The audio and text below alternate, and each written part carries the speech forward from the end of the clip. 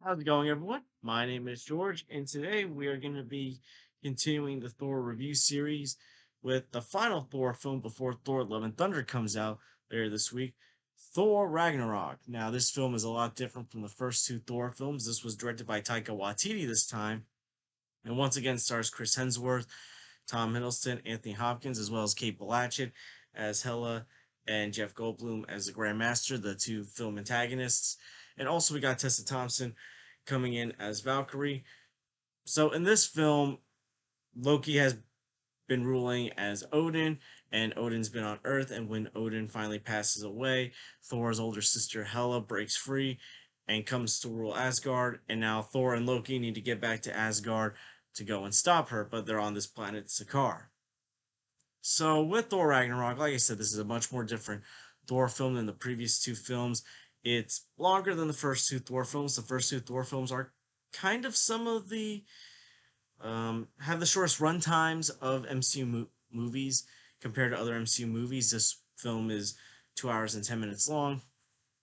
Also, this film is not on Earth as much. It's only briefly on Earth, and also the style. Taika Waititi's style is a lot different from the styles of the previous two directors. In here, there's a lot more color, there's a lot more quick paced action, a lot more things going on. While the first two Thor films, like I said, while they're shorter, they also feel like slower, where this film is a lot quicker and is a lot more funnier. And in my opinion, I think all this was for the better. Now, I know some people find this film to be overrated. Some people do. They prefer the Shakespearean style from the first Thor film. They don't like that this film is sometimes a bit too funny. But I feel like the change needed to happen because at this point, the Thor franchise has kind of been the weakest franchise in the MCU at this point.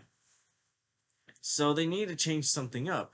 And while I never saw the 2016 Ghostbusters film and have no plans to, one of the things that even people that disliked the film did praise was how funny Chris Hemsworth was in that film.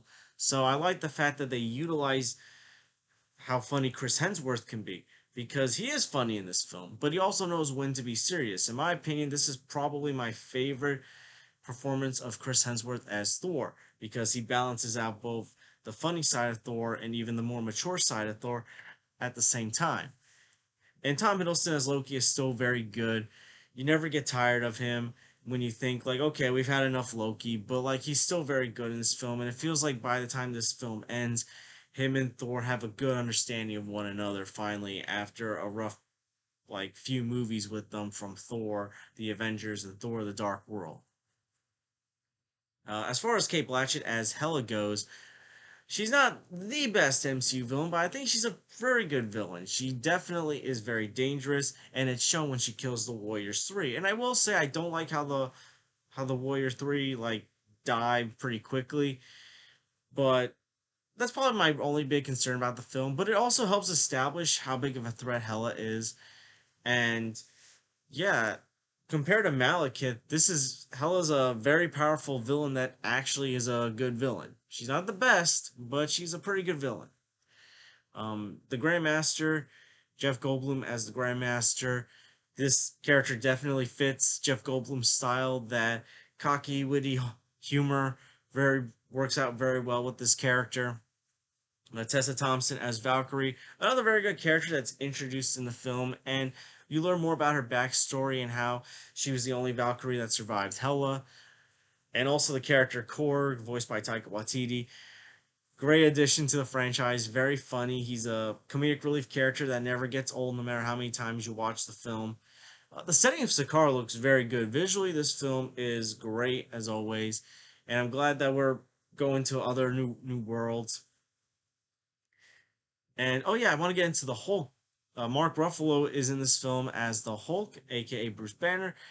And well, I'll be honest, I have always felt Edward Norton would could have been a better Hulk had he gotten more chances. I think as far as Mark Ruffalo goes in this film, I think this is probably my favorite performance of him as the Hulk and Dr. Banner. I like the arc that he goes through where the Hulk he's been this champion of Sakaar for 2 years because he feels like Earth doesn't like him, and then when he finally transforms into transforms back into Bruce Banner. Bruce is very worried because if he thinks if he transforms again, that's it. He's never going to come back as Bruce Banner. So I like the little character arc that he goes through in this film as well. But yeah, this film definitely fixes a lot of the complaints people had about the first two Thor films. Like I said before, the film's only on Earth very briefly when Thor and Loki are looking for Odin. The only two Earth characters that are in this film are Bruce Banner, who is not even on Earth in this film. He's on Sakaar and Asgard in this film. And Doctor Strange makes a brief appearance, once again played by Benedict Cumberbatch, who is helping Thor find Odin. And he wants to get it done quickly because he thinks Loki is still a threat to Earth. But yeah, like I said, the humor just works out very well in this film, and they also know when to be serious. There's a couple of times when a joke comes across after a serious moment, and it kind of feels out of place. But for the most part, I think it's balanced out pretty well, with the exception of those couple times. Like for example, when Korg's talking about the foundations of Asgard, how it can be rebuilt, and Asgard's destroyed, and all these Asgardians are devastated that their home is destroyed. And then Korg makes a little quip about it. But other than that, I think the humor works out well. The soundtrack, this is definitely a much more retro sounding soundtrack compared to and score compared to what the first two films went with, which was a more epic Shakespearean kind of score. And I like those scores, but I also like the score they did in this film. And also, they used the immigrant song from the first Thor Ragnarok trailer, and actually utilized it in this movie not once but twice. And I don't think Marvel movies have ever really done that before. Maybe the Guardians of the Galaxy movies did, but outside of them, I think Thor Ragnarok has been the only other one that really utilized the song from one of its trailers very well. So I like that they did that. And all in all, I think Thor Ragnarok really helped the Thor franchise. And Taika Waititi, I enjoy his style quite a bit. And I get it. I did like the Shakespearean style that Kenneth Branagh brought to the first film, but I felt like while it was good for like the first film, it was probably not gonna last that long for the long run. And it kind of makes sense as to why they went with getting Taika Waititi back for the fourth Thor film. But all in all, Thor Ragnarok set up a lot, but also did a lot.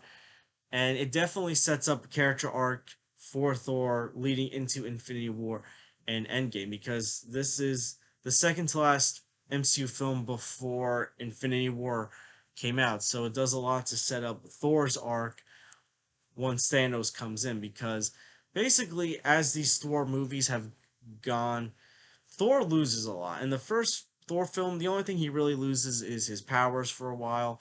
Then in Thor the Dark World, he loses his mom. He thinks Loki dies, but obviously Loki survived.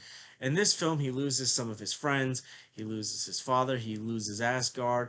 And yeah, they did mention in the film that him and Jane broke up, although considering Jane's coming back in Thor Love and Thunder, it's not really much of a loss for him, because according to Thor, it was a mutual dumping.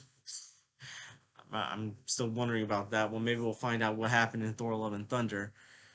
But yeah, basically, like this does a great job of setting up what's gonna be Thor's lowest point in Infinity War and Endgame. And I think, despite how the first two Thor films may have came across for some people, because while I like the first Thor film, I understand for many people it's not their favorite MCU film. I think Ragnarok does a great job of going into Infinity War, building everything up that Thor went through very well. But yeah, very good performances, very great humor. The serious moments do really hit hard, especially when Odin dies, and it does so well in being a death that it impacts the characters, but it's not overly emotional at the same time. But yeah, all in all, Thor Ragnarok was probably my second favorite superhero film of 2017. 2017 had a lot of great superhero films. After this was after Logan, which is a completely different superhero film. But yeah, where Thor: The Dark World was probably my least favorite MCU film, Thor Ragnarok was probably in my top 10. It's not in my top 5, but it's definitely in my top 10 favorite MCU films. And like I said, I know this is a film that's not for everyone, but it's definitely a welcome change for a franchise that some people were starting to get bored of in the MCU. But yeah, Thor Ragnarok, I'm gonna give an A. I think this is a great film, and I can't wait to see what Taika does with Thor: Love and Thunder. I'm looking forward to seeing how he can change Jane Foster's character up. I'm looking forward to seeing the Guardians characters come back and see how Taika handles them, and as well as seeing Christian Bale as Gore the God Butcher. That's one of my most anticipated things in seeing with this film. But yeah, what do you guys think about Thor Ragnarok? Is it your favorite of the Thor movies, or is it your least favorite? Because I know for some people they find this film to be overrated, but I know for many it's their favorite Thor movie. For some people, it's one of their favorite MCU movies ever. But yeah, let me know in the comments down below. I want to thank you guys for watching. Please like and subscribe if you haven't already. Please share this with someone that loves the Thor movies, or at least Thor Ragnarok, and is looking forward to Thor Love and Thunder. And I hope to see you guys real soon. Take care, everyone.